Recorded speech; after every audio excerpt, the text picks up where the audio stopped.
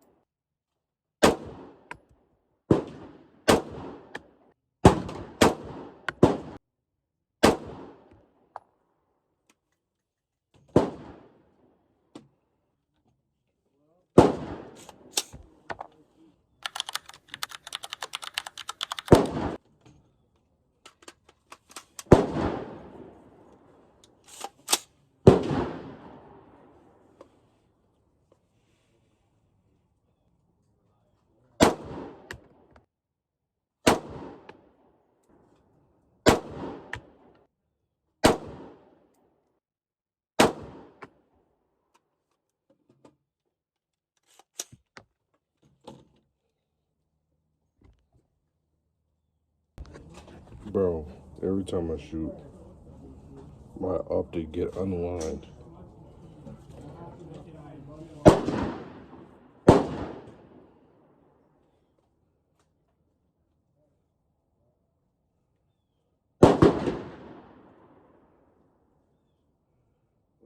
Alright.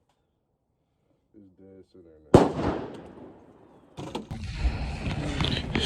I don't know if you can see, but it's snowing right now as we speak, bro.